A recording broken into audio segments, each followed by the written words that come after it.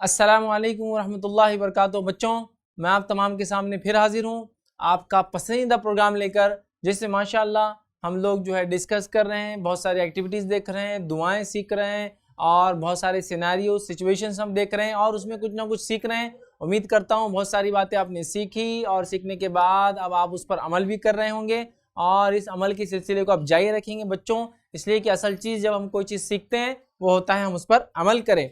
आइए, आज हमारे साथ जो स्टूडियो में 4 स्टार से हमारे साथ, और आज थोड़ा सा प्रोग्राम हम हट कर लेंगे। प्रोग्राम इस एतबार से हटकर होगा कि स्टूडियो में रिकॉर्डिंग के बाद बच्चों के बहुत सारे सवालात जो है मेरे सामने आ रहे थे, तो सोचा क्यों ना इनके सवालात ही ले लिए जाए। तो आज बच्चों आप बिल्कुल फ्री हैं, आप अपने सवालात जो है कर सकते हैं। जो भी क्वेश्चंस, जो भी डाउट्स आपके जो है जहन में है, माइंड में है, आप उसको बोलिए। इंशाअल्लाह अज़ीज़ मैं उसका जवाब देने की जो है कोशिश करूंगा। तो कोई डाउट, कोई क्वेश्चन आपका हो तो आप मुझसे पूछिए, मैं इंशाअल्लाह अज़ीज़ उसका जवाब देने की कोशिश करूंगा। आइए पहले हम जो है एक शॉर्ट में इंट्रोडक्शन ले लेते हैं मेरे राइट हैंड से। जी, आपका नाम? अस्सलाम वालेकुम, मेरा नाम मोहम्मद खान है। जी। अस्सलाम वालेकुम, माय नेम इज अब्दुल्ला। जी, आपका नाम? बुखारी। आपका नाम? अस्सलाम वालेकुम, मेरा नाम है अब्दुल रहमान सैयद। जी, तो हमारे साथ आज जो है 4 स्टार्स हैं और इंशाअल्लाह अज़ीज़ वो जो है क्वेश्चंस करेंगे या डाउट्स जो उनके इंशाअल्लाह अज़ीज़ वो पूछेंगे। अपन जो अस्सलाम वालेकुम जो अपन बोलते हैं उससे क्या मतलब है? हाय हेलो क्यों नहीं बोलते? जी, तो देखिए अब्दुल रहमान ने एक क्वेश्चन किया बच्चों के, हम लोग जो है एक दूसरे से मिलते हैं तो सलाम करते हैं, हाय हेलो क्यों नहीं बोलते हैं? तो देखिए इस्लाम ने जो है हमको ग्रीटिंग्स, मतलब जब एक दूसरे से मिलते हैं तो मिलने का तरीका सिखाया। तो जब हम एक दूसरे से मिलते हैं तो इस्लाम हमको ये सिखाता है, नबी अकरम सल्लल्लाहु अलैहि वसल्लम की सुन्नत से हमको ये मिलता है कि जब एक मुसलमान दूसरे मुसलमान से मिलता है तो अस्सलामु अलैकुम कहता है, और ये एक दुआ है और ये सुन्नत है। ठीक है, ये एक दुआ है। क्या है? अस्सलामु अलैकुम, जिसका माना होता है आप पर अल्लाह की तरफ से सलामती हो, पीस बी अपॉन यू, ये इसका माना होता है। तो जब एक मुसलमान दूसरे मुसलमान से मिलता है तो सलामती की दुआ देता है, समझ आप, सलामती की दुआ देता है। और हाय हेलो, देखिए हाय हेलो भी आप बोल सकते हैं, इसकी कोई ममानियत नहीं है, लेकिन जब आप मुसलमान से मिले तो आप सलाम करें। लेकिन ऐसे लोग जो मुसलमान नहीं है और उनको ये अस्सलाम वालेकुम नहीं समझता, तो फिर आप उनको जनरल ग्रीटिंग्स दे सकते हैं, जैसा कि गुड मॉर्निंग, गुड इवनिंग या हाय हेलो, फिर जब आप बोल सकते हैं। लेकिन जब आप किसी मुसलमान से मिले, आप जानते हो ठीक है कि ये मुसलमान है आदमी, तो फिर सलाम से ही आप चीज़ों को शुरू करें। हाय हेलो भी बोल सकते हैं, जब कोई नॉन मुस्लिम है उसको सलाम नहीं आता है तो फिर आप क्या करें, आप हाय हेलो भी बहरहाल कर सकते हैं या गुड मॉर्निंग, गुड इवनिंग भी बहरहाल बोल सकते हैं। याद रखिए। मेरा एक सवाल है। जी। जब हम किसी आदमी को गाड़ते हैं जी। तो पहले ऐसा हाथ मार के मिट्टी क्यों डालते हैं? अच्छा, अब्दुल्ला का एक सवाल है कि जब किसी का इंतकाल हो जाता है और उसको दफनाते हैं, है ना, तो उस पर मिट्टी क्यों डालते हैं, है ना, वो जब उठा के जो डालते हैं। तो देखिए सबसे पहली चीज़ तो ये कि जब इंसान कोई इंतकाल कर जाता है तो उसकी नमाज जनाजा होती है, फिर उसको दफना देते हैं। दफनाने के बाद नबी अकरम सल्लल्लाहु अलैहि वसल्लम का ये तरीक़ा था बच्चों कि नबी अकरम सल्लल्लाहु अलैहि वसल्लम जब तदफीन हो जाती है और लोग मिट्टी डालना शुरू करते तो आप सल्लल्लाहु अलैहि वसल्लम मिट्टी को हाथ में लेके कब्र के अंदर डाला करते थे। ये आपका तरीक़ा है, लेकिन इस वक्त आपसे कुछ पढ़ना साबित तो नहीं है, लेकिन आप उठाकर मिट्टी को कब्र में डालते थे। तो अगर आप लोगों को जाने का मौका मिले, किसी का इंतकाल हुआ हो और अगर आप सामने हो तो आप मिट्टी को उठाकर बहरहाल उसकी खबर में डालना चाहे तो डाल सकते हैं। आप सल्लल्लाहु अलैहि वसल्लम को देखा कि आपने मिट्टी खबर में उठाकर लोगों की डाली है अंदर की। मेरा क्वेश्चन है कि जो खबर में जब डालते हैं उससे पहले वो वाइट क्या डालते हैं? वाइट डालते जो। अच्छा, अब्दुल रहमान ने एक क्वेश्चन किया कि जब किसी का इंतकाल हो जाता है खबर में डालते तो उससे पहले कुछ वाइट डालते हैं।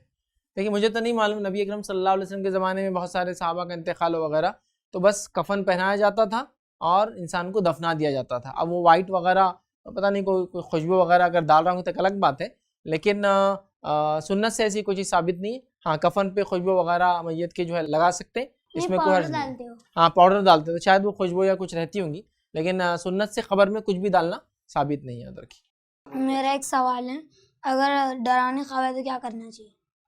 देखिए मोहम्मद खान ने एक सवाल किया कि अगर डरावने ख्वाब आए तो क्या करना चाहिए। ये बहुत सारे बच्चों के साथ होता है कि बच्चे ख्वाब में डर के उठ जाते हैं, पेरेंट्स भी कंप्लेन करते हैं, बच्चे भी कंप्लेन करते हैं। तो देखिए बच्चों, सबसे पहले तो मैं आपसे कहूँगा जब आप सोए तो अल्लाह का जिक्र करके सोए, है ना, और जिसमें खास तौर से आयतल कुर्सी पढ़कर ज़रूर सोएं। लेकिन चलिए अब आपका सवाल है कि अगर हम ख्वाब में डर गए तो क्या करना। ठीक है, तो देखिए नबी अकरम सल्लल्लाहु अलैहि वसल्लम की एक हदीस है, उसमें नबी अकरम सल्लल्लाहु अलैहि वसल्लम फरमाते हैं ख्वाब 3 किस्म के होते हैं। कितने किस्म के होते हैं? 3 टाइप्स के होते हैं। पहला ख्वाब वो होता है जो इंसान को अल्लाह दिखाता है, रहमान की तरफ से होता है, और वो ख्वाब देखकर आपको क्या होता है? मतलब आप वो ख्वाब देखते तो क्या होता है? खुशी होती है, तो ये रहमान की तरफ से। ख्वाब की दूसरी किस्म जो शैतान की तरफ से होता है, वो ख्वाब देखकर क्या होता है? आप डर जाते, तो वो ख्वाब किसकी तरफ से? शैतान की तरफ से। और ख्वाब की तीसरी किस्म क्या है? जो ख्याल में यूं ही आप जो सोचते दिन भर में हो रहा, भाग रहे, साइकिल चला रहे, ये कर रहे, टैक्सी में चढ़ जा रहे हैं ना, रिक्शे में उतर रहे, ये सब देखते ना, ये सब ही होता ख्वाब में। तो ये है, तो 3 टाइप है ख्वाब की। पहला अल्लाह की तरफ से, इसको देख के खुश, दूसरा शैतान। तो शैतान भी ख्वाब दिखाता है लोगों को, खास तौर से बच्चों को, छोटे छोटे आपके जैसे, ताकि ख्वाब में आके आपको डराए। लेकिन आप इससे बिल्कुल नहीं डरना। अगर रात में ऐसा कोई डरावना ख्वाब आया तो पहले तो आयतल कुर्सी पढ़कर सोना, लेकिन अगर फिर भी आ जाए तो क्या करना? आऊज़ु बिल्लाहि मिनश शैतानिर रजीम पढ़कर करवट बदल के सो जाना। शैतान रहता, वो शैतान दिखाता आपको ख्वाब, शैतान रहता नहीं, वो दिखाता आपको डराने के लिए। तो समझ लीजिए आप राइट साइड सो रहे थे, ख्वाब आया, आप डर गए, तो उठे आप नींद में से, आऊज़ु बिल्लाहि मिनश शैतानिर रजीम पढ़ लीजिए, और उसके बाद ये साइड होके सो जाइए। या फिर सूरह फलक, सूरह नास वगैरह वो आयतें आप पढ़ सकते हैं, जिससे प्रोटेक्शन के लिए सूरह याद रखिए, सूरह फलक, सूरह नास, वो पढ़ लीजिए, इंशाअल्लाह जिस बुरे ख्वाब नहीं आएंगे। लेकिन सोते वक्त ये बात याद रखना है बच्चों कि आयतल कुर्सी पढ़ कर सोना, याद रखिए, ठीक है। और ख्वाब आया बुरा तो बिल्कुल भी नहीं डरना है। वो शैतान आपको डराना चाहता है, लेकिन आप ब्रेव हो जाइए, आप ताकतवर बन जाइए, आप मत डरिए उसके डराने से, ठीक है। तो आयतल कुर्सी पढ़कर सोना चाहिए। आयतल कुर्सी क्या है मालूम आपको? आयतल कुर्सी ये सूरह बकरा की आयत नंबर 255 को बोलते हैं, 255 को, ठीक है। इसको बोलते हैं आयतल कुर्सी, जिसकी शुरुआत कैसी होती? अल्लाहु ला इलाहा इल्ला हुवल हय्युल क़य्यूम। ये है आयतल कुर्सी, याद रखिए, ठीक है। किस किस को आती है आयतल कुर्सी? ठीक है, आयतल कुर्सी आती है, आप पढ़ के सुना देंगे जी, सुनाइए। बिस्मिल्लाहिर्रहमानिर्रहीम। अल्लाहु ला इलाहा इल्ला हुवल हय्युल क़य्यूम ला ताख़ुज़ुहु सिनतुन वला नौम लहु मा फ़िस समावाति व मा फ़िल अर्ज़ मन ज़ल्लज़ी यशफ़अु इंदहु इल्ला बिइज़्निही यअलमु मा बैना अयदीहिम व मा ख़ल्फ़हुम व ला युहीतूना बिशैइन मिन इल्मिही इल्ला बिमा शाअ वसिअ कुर्सियुहु समावाति वल अर्ज़ वला यऊदुहु हिफ़्ज़ुहुमा वल अज़ीम। चलिए माशाअल्लाह, आप लोगों को भी याद है ना, ठीक है। तो जिसको आयतल कुर्सी याद नहीं है, आपको भी याद है, पढ़िए आप भी। अच्छा, पढ़ना नहीं आता लेकिन याद है आपको, ठीक है। तो बच्चों जो है आयतल कुर्सी को आप याद करें और इसको जरूर जो है पढ़कर सोया करें, याद रखें। चलिए आगे, कोई सवाल? चुड़ैल के पैर उल्टे होते हैं। अब्दुल रहमान ने एक सवाल किया, क्या चुड़ैल के पैर उल्टे होते हैं? तो मैं सबसे पहले तो बता दूं, चुड़ैल जैसी कोई चीज होती नहीं बच्चों। ये भूत परे चुड़ैल ये सब कहानियों की बातें हैं। हाँ, एक मखलूक होती है अल्लाह की, उसको क्या बोलते हैं? शैतान, या उसको बोलते हैं जिन, ठीक है। उसकी एक मखलूक है जिन। वो जिन हमको दिखते नहीं, हो सकता वो इंसानों को तंग करने, हाँ ऐसा करते होंगे, लेकिन ऐसा कोई भूत चुड़ैल ऐसी कोई चीज है ही नहीं, याद रखिए, ठीक है। अब्दुल्ला बुखारी, ऐसी कोई चीज नहीं है, ठीक है, नहीं है ऐसी कोई चीज, ठीक है, डरिए मत आप।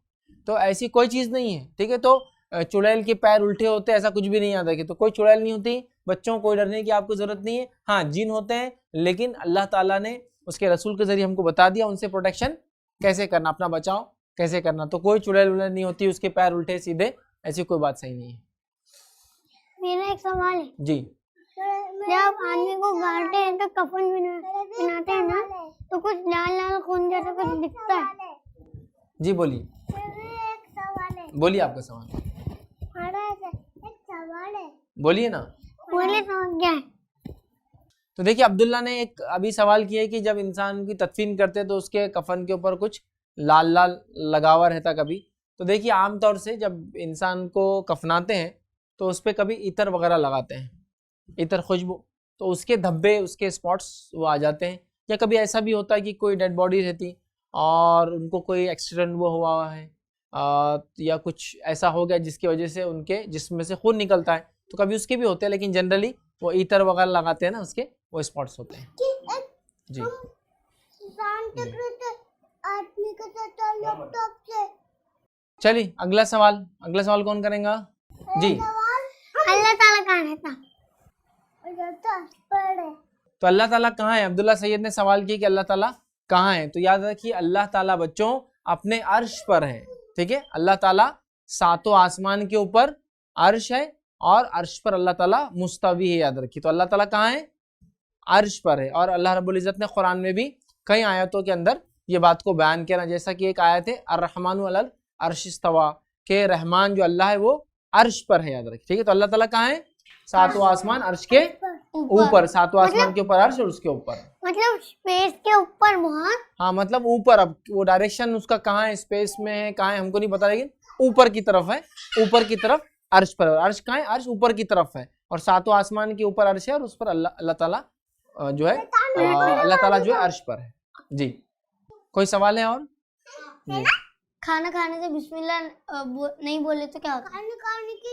खाना खाते वक्त अब्दुल रहमान ने क्वेश्चन किया अगर बिस्मिल्लाह नहीं पढ़े तो क्या होता?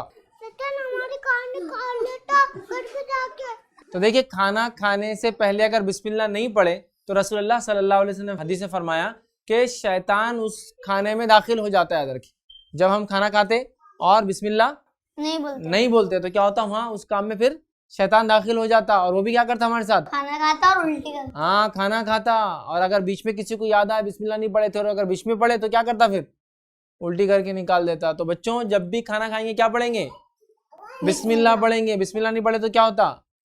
शैतान भी खाने में आ जाता। तो हमें हमेशा खाना बिस्मिल्लाह पढ़ के ही खाना चाहिए, ठीक है। कोई और सवाल जी?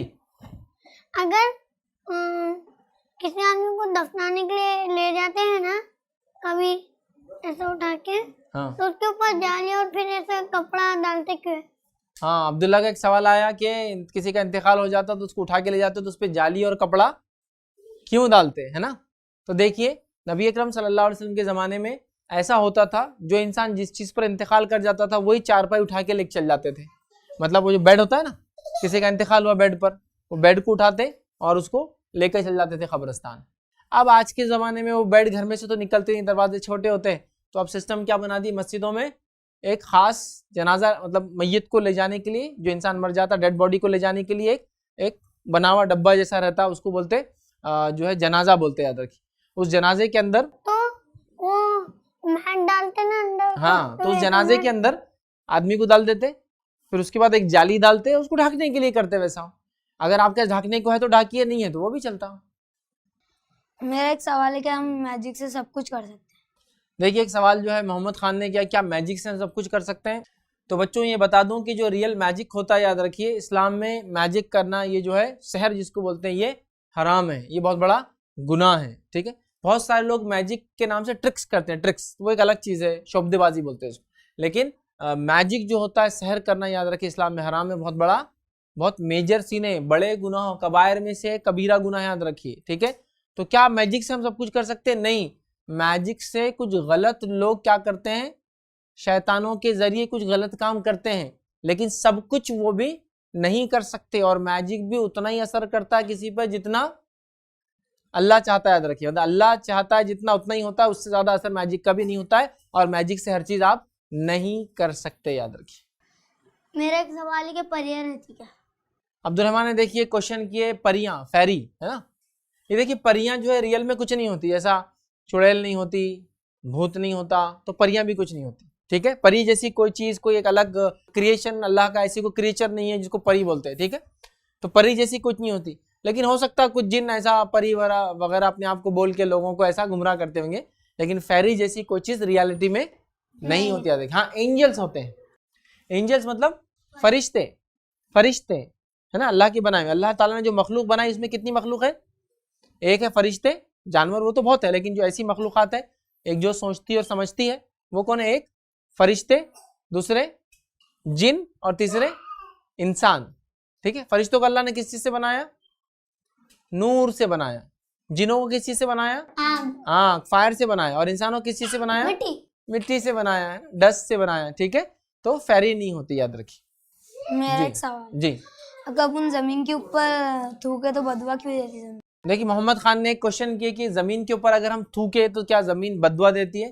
तो देखिए ऐसी तो कोई बात नहीं है कि ज़मीन पे आप थूके तो ज़मीन बददुआ देती है, लेकिन आप तकब्बुर से कोई काम नहीं करना चाहिए, ठीक है। तकब्बुर से थूक रहे, तकब्बुर से चल रहे, बोलते हैं छोटे बच्चों को ज़मीन पे तकब्बुर चले ज़मीन बददुआ देती, वैसा नहीं होता। लेकिन तकब्बुर से थूकना, तकब्बुर से चलना ये अच्छी बात नहीं है, बहुत बड़ा सिन है, बहुत बड़ा गुनाह है, याद रखिए, चूंकि अल्लाह ताला इसको पसंद नहीं करता था। ज़मीन पे थूकने ज़मीन बददुआ नहीं देती, याद रखिए।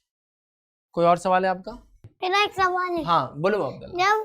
जब आदमी को काटे हैं ना तो वो ऐसे लकड़ियाँ क्यों रखते ऊपर ऐसा? हाँ अब्दुल्ला के सवाल देखिए पूरे जनाजे तदफीन के ताल्लुक से आ रहे हैं पूरे। तो एक इंसान को पूछ रहे हैं कि जब गाड़ते हैं तो उस पर लकड़ियाँ क्यों लगाते हैं। देखिए असल तो होता ही है कि खबर खोदी जाती है, इंसान को अंदर डाल दिया जाता है और उससे मिट्टी डाल देते हैं। लेकिन कुछ जगह लोग फर्शी लगा देते हैं, कभी कुछ जगह लोग जो है लकड़ी लगा देते कभी। ये कोई ज़रूरी चीज़ नहीं है। अगर किसी का इंतकाल हो जाए तो फिर जस्ट उसको अंदर खबर में डाल दिया जाए और उस पर मिट्टी डाल दी जाए। लेकिन कुछ जगह फर्शी लगाते, कुछ जगह तख्ते लगाते, कुछ जगह पत्थर रखते हैं, रख भी देते हैं इंशाल्लाह कोई हर्ज नहीं, रख भी सकते हैं अगर किसी को रखना है तो कोई हर्ज नहीं। मेरा एक सवाल है, शाम के टाइम घर के बाहर क्यों निकलना है? देखिए जो है मोहम्मद खान का एक सवाल है कि शाम के टाइम घर के बाहर क्यों नहीं निकलना चाहिए, हो सकता है मम्मी डैडी नहीं निकलने देते होंगे। तो याद रखो बच्चों, शाम के टाइम रसूलुल्लाह सल्लल्लाहु अलैहि वसल्लम फरमाया जब मगरिब होती है तो शयातीन जो है निकल जाते, फैल जाते। कैसे? हम देख नहीं सकते, हम समझ नहीं सकते, लेकिन रसूलुल्लाह सल्लल्लाहु अलैहि वसल्लम ने जब ये बात कही है तो ये बात बिल्कुल सच्ची है 100%। तो लिहाजा शाम में मगरिब के टाइम शैतान निकल जाते हैं। फिर नबी अकरम सल्लल्लाहु अलैहि वसल्लम फरमाया मगरिब के वक्त अपने बच्चों को अंदर ले लो। हाँ, मगरिब जब खत्म हो जाए थोड़ी देर बाद आप बच्चों को बाहर छोड़ सकते हैं। तो मगरिब के टाइम पे अंदर हो जाना चाहिए। एक बार मगरिब खत्म हो जाए, जैसा कि मगरिब का टाइम हो गया, थोड़ी देर हो गई, तो फिर आप बाहर निकल सकते हैं। लेकिन शाम के टाइम जब मगरिब होती है खास तौर से, तब बच्चों को घर में रहना चाहिए या फिर मस्जिद में रहना चाहिए। ठीक है, मस्जिद में है, किसी जगह है या घर में है, लेकिन बाहर जैसा घूमते करते हैं मैदानों में, इसमें एहतियात करना चाहिए, घर में रहना चाहिए। फिर मगरिब के बाद निकल सकते हैं बाहर। जी, कोई सवाल है और आपका? मेरा एक सवाल है कि रोजा क्यों रखते हैं, हमें भी रखना जरूरी है? देखिए अब्दुल रहमान ने एक सवाल किया, क्या रोजा रखना क्यों जरूरी है, कि हम भी रोजा रखें? तो देखिए बच्चों, तौहीद, नमाज, रोजा, ज़कात, हज, ये है 5 पिलर्स ऑफ इस्लाम। शहादत जिसको बोलते हैं, शहादत, नमाज, रोजा, ज़कात और हज, इसको बोलते हैं 5 पिलर्स ऑफ इस्लाम।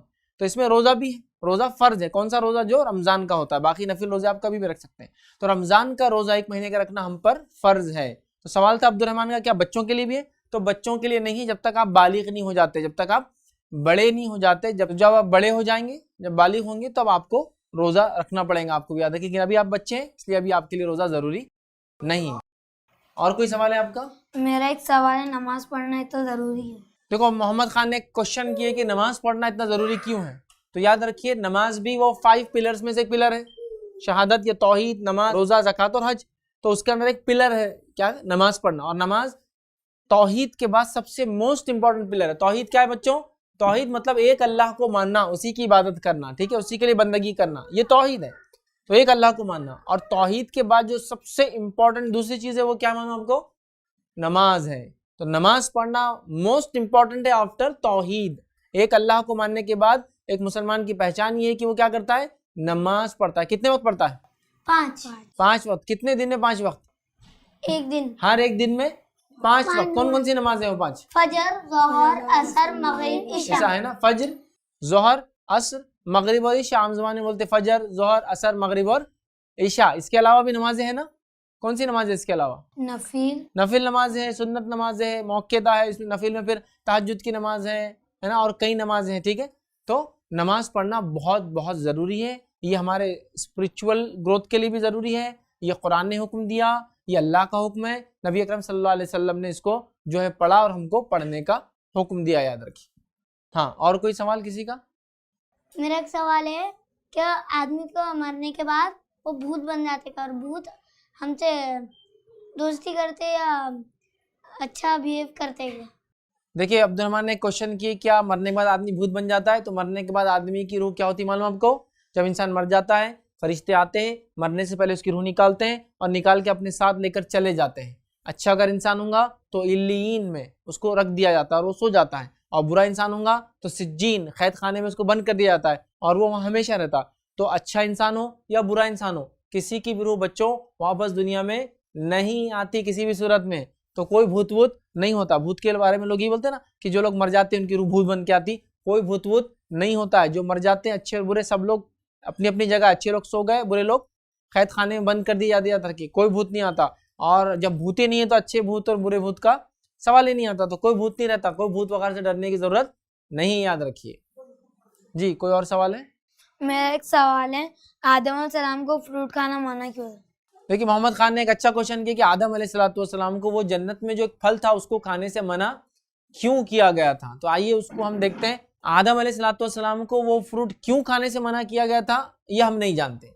वो अल्लाह की हिकमत थी, मतलब समझ रहे आप, वो अल्लाह नोज बेटर, मतलब अल्लाह ही बेहतर जानता था उसने क्यों मना किया। लेकिन हमको जब अल्लाह को हुक्म दे देता है, आदम अलैहिस्सलाम के किस्से से हमको जो पता चलता है ये हमको उसको ओबे करना चाहिए, मानना चाहिए। अल्लाह ने कह दिया वो फल नहीं खाना है, क्यों नहीं खाना है ये हमारा पार्ट नहीं, हमको क्या करना है, जो अल्लाह ने कहा उस पर अमल करने की कोशिश करना चाहिए। तो क्यों नहीं खाना हम नहीं जानते, अल्लाह ही बेहतर जानता है। लेकिन वो फ्रूट खाने का कॉन्सिक्वेंस क्या हुआ, नतीजा क्या हुआ, जैसे ही वो फ्रूट खाया उनको कुछ चीज़ों की समझ आ गई जो अल्लाह ने उनको छुपा के रखा था, और उसके बाद उनको दुनिया में भेज दिया गया। मेरा सवाल है, अल्लाह ने कितने नबियों को भेजा है और क्यों भेजा है? अब्दुल रहमान ने देखिए एक बहुत अच्छा सवाल किया कि अल्लाह ने नबियों को क्यों भेजा। तो देखिए अल्लाह ताला ने जब दुनिया में आदम अलैहिस्सलाम को भेज दिया और उनकी औलादें दुनिया में फैलने लगी, ठीक है, तो वो क्या करे और क्या ना करे उसको बताने के लिए अल्लाह ताला इंसानों में से एक इंसान को चुन लेता था, उसको नबी रसूल कहते हैं, याद रखें। और फिर उस इंसान तक अल्लाह ताला अपनी वही भेजता था ताकि वो नबी वो रसूल इंसानों को बताए कि हमारा रब अल्लाह हमसे क्या चाहता है। और ऐसे बहुत नबी आए बच्चों, बहुत नबी आए। कितने नबी आए हम जानते भी नहीं, बल्कि कुछ रिवायतों में मिलता 1,24,000 से ज्यादा नबी आए, और उन 1,24,000 नबियों ने आके इंसानों को वो पैगाम पहुंचाया, वो मैसेज दिया जो अल्लाह चाहता था कि हम करें। जिसमें मशहूर नबियों में जैसे आदम अलैहिस्सलाम, कुछ नाम बताइए आप। मोहम्मद सल्लल्लाहु अलैहि वसल्लम, और कुछ नबियों के नाम, सुलेमान अलैहिस्सलाम, और इब्राहिम अलैहिस्सलाम, और ईसा अलैहिस्सलाम, नूह अलैहिस्सलाम, हूद अलैहिस्सलाम, सालेह अलैहिस्सलाम। कुछ तो नाम हमको मालूम है, लेकिन बहुत सारे नबी आए, याद रखिए। वो एक मिशन के तहत अल्लाह भेजता था ताकि वो मैसेज दे, ठीक है। कितने आए? 1,24,000 आए। लेकिन कितनों के नाम कुरान में? तो कुरान में सिर्फ 25 नबियों के नाम है, याद रखिए, ठीक है, सिर्फ 25 के नाम है। लेकिन आए कितने थे? 1,24,000 से ज्यादा। और क्यों आते थे? ताकि अल्लाह हमसे क्या चाहता है, हमारा क्रिएटर हमसे क्या चाहता है, हमारा बनाने वाला क्या चाहता है, वो मैसेज लेकर आते थे और हमको मैसेज को वो पहुंचा देते थे ताकि हम उस पर अमल करें। और ऐसे नबी आए बहुत सारे आए। आखिरी नबी कौन थे जो इंसानियत के लिए? मोहम्मद सल्लल्लाहु अलैहि वसल्लम। पहले नबी कौन थे? आदम अलैहिस्सलाम। आखिरी नबी कौन थे? मोहम्मद सल्लल्लाहु अलैहि वसल्लम। अब सारे इंसानों को मोहम्मद सल्लल्लाहु अलैहि वसल्लम पर ईमान लाना जरूरी, और जो उन्होंने कहा उसको करना है, जिससे उन्होंने रोका उससे रुक जाना है, याद रखिए, ठीक है। कोई और सवाल? मेरा एक सवाल है, जन्नत के दरवाजे पे कोई फरिश्ता रहता है क्या? हाँ, अब्दुल्ला ने देखिए एक अच्छा सवाल किया कि क्या जन्नत के दरवाजे पे कोई फरिश्ता होता है। तो हाँ, जन्नत के दरवाजे पे भी एक फरिश्ता है खास जो उसका जिम्मेदार है। वैसे तो और भी रहते हैं, जैसा वेलकम करते जन्नतियों को जो फरिश्ते सलाम करते वो तो है ही, लेकिन खास एक फरिश्ता है जो जन्नत में होता है। और एक खास फरिश्ता है जो जहन्नुम के ऊपर तैनात है, जिसको हम बोले दरवाजे पे तो नहीं, लेकिन उसकी जो भी पोजीशन है वो रहता है। जो जन्नत के ऊपर फरिश्ता तैनात है वो उसके पास रहता है, उस फरिश्ते का नाम क्या है? रिजवान। और जो फरिश्ता जहन्नुम के ऊपर तैनात है, जो उसको दहकाता है और जहन्नुम के लिए तैयार करता है, उसका नाम क्या है? मालिक, ठीक है। तो रिजवान ये जन्नत के दारोगा है, फरिश्ते जन्नत के दरवाजे पर है, समझ गया आप। तो जन्नत के दारोगा है, इनका नाम क्या है? रिजवान। और जहन्नुम के दारोगा उनका नाम क्या है? मालिक। ये दो फरिश्तों के नाम याद रखिए बच्चों। मालिक एक फरिश्ता जहन्नुम में रहता क्या? एक फरिश्ता जहन्नुम में नहीं रहता, एक फरिश्ता जहन्नुम को संभालता है, उसका वो जिम्मेदार है कि उसमें आग लगाना, किसको कहाँ डालना। और भी फरिश्ते होते हैं उनके साथ, लेकिन ये रिस्पॉन्सिबल है, हेड है, लेकिन वो जहन्नुम में नहीं रहता फरिश्ता। कोई फरिश्ता जहन्नुम में नहीं जाएंगे, याद रखिए, ठीक है। तो वो रिस्पॉन्सिबल है, लेकिन वो अंदर नहीं रहते उसमें। जी, और कोई सवाल है? मेरा एक सवाल है, क्या कोई लोग नींबू और मिर्ची लटकाते गाड़ी पे? हाँ, कहाँ देखा आपने? वो कहाँ रहता गाड़ी पे लगा हुआ? सामने। हाँ, तो देखिए अब्दुल रहमान ने एक सवाल की कि कुछ लोग नींबू वगैरह गाड़ियों के सामने लगाते हैं, और दुकान पे भी। हाँ, दुकान पे भी लगाते हैं। मतलब ये क्या है, लोग क्यों लगाते हैं और क्या ये सही है? तो देखिए सबसे पहली चीज, ऐसा करना सही नहीं है। क्यों नहीं है? इसलिए कि अल्लाह ने कुरान में हुक्म नहीं दिया और रसूलुल्लाह सल्लल्लाहु अलैहि वसल्लम ने ऐसा काम कभी नहीं किया, इसलिए हमने भी ऐसा काम नहीं करना चाहिए। तो ऐसा करना सही नहीं है, ऐसा करना गलत है, याद रखिए। ये करना अब लोग क्यों करते हैं? अब लोगों की अलग अलग सोच रहती, ऐसा करे तो ऐसा होता, ऐसा करे तो ऐसा होता, लेकिन इस्लामिक पॉइंट ऑफ व्यू से अल्लाह ने ऐसा हुक्म नहीं दिया। रसूलुल्लाह सल्लल्लाहु अलैहि वसल्लम के पास सवारियां थी, उनके पास भी गाड़ियां थी जो सवारियों के पीछे लगती थी, किसी ने भी ना गाड़ी पे लटकाया ना दुकान में लटकाया। चूंकि नबी ने नहीं किया, कुरान ने हुक्म नहीं दिया, हम ऐसा काम बिल्कुल भी हरगिज ना करें, याद रखें। क्या और किसी का कोई सवाल है? नहीं। हो गया आपके सवालात? तो अल्हम्दुलिल्लाह आज हमने सवाल जवाब का सेशन लिया बच्चों के साथ, और जो बच्चे इस बात को देख रहे थे उम्मीद करता हूँ बहुत सारी बातें उन्होंने सीखी, और जो पेरेंट्स, जो जिम्मेदारान वालिदैन इस प्रोग्राम को देख रहे थे, मैं उनसे गुजारिश करूंगा कि जैसे इन नन्हे मुन्ने बच्चों के इन स्टार्स के क्वेश्चंस थे, आपके बच्चों के भी कई सवाल होंगे। अगर कोई वो सवाल करता है तो पहली चीज उनको टोकी मत और रोकी मत, उनको सवाल करने दीजिए, ये उनका राइट है, उनका हक है, याद रखिए कि वो सवाल करें। दूसरी चीज, आप नॉलेज गेन कीजिए, अगर कोई क्वेश्चन आपको जवाब या आंसर नहीं आता है, नॉलेज गेन कीजिए, नॉलेज गेन करके उनको बताइए। अगर नहीं आता है तो डांट डपट के पीछे मत कीजिए, बल्कि अगर नहीं आता है तो ये कहिए बेटा इंशाल्लाह मुझे इल्म नहीं है, मुझे नहीं मालूम, मैं सीखूंगा और सीख कर इंशाल्लाह आपको जरूर बताऊंगा। इससे बच्चे की जो तजस्सुस है, जो उसका तहस्सुस है किसी चीज को जानना, या जिसके अंदर जो एक क्रिएटिविटी होती है, उसके अंदर कुछ सवालात वाला एक मिजाज होता है, वो ख़त्म मत कीजिए, दबाइए मत, बल्कि उसको उभारिए। इसलिए कि सवाल बुनियादी, इसको हम कहेंगे एक स्टेप बनता है बच्चे की क्रिएटिविटी में, उसके लाइफ में, उससे नॉलेज गेन होता है, बहुत इसके फ़ायदे हैं। तो उम्मीद करता हूँ बच्चों आपने भी कुछ सीखा है, बड़ों ने अगर इस चीज़ को देखा है तो उम्मीद करता हूँ वो लोग भी बच्चों के सवालात के अपने घर में जवाब देंगे। ना मालूम हो तो उसको इल्म हासिल करके देने की हम जो कोशिश करेंगे। मैं अपनी बात को अभी यहीं ख़त्म करूँगा बच्चों, और अगले एपिसोड में फिर हम आपसे मिलेंगे कुछ नई बातों और कुछ नई चीज़ों को लेकर इंशाअल्लाह अज़ीज़। अस्सलामु अलैकुम व रहमतुल्लाहि व बरकातुहू।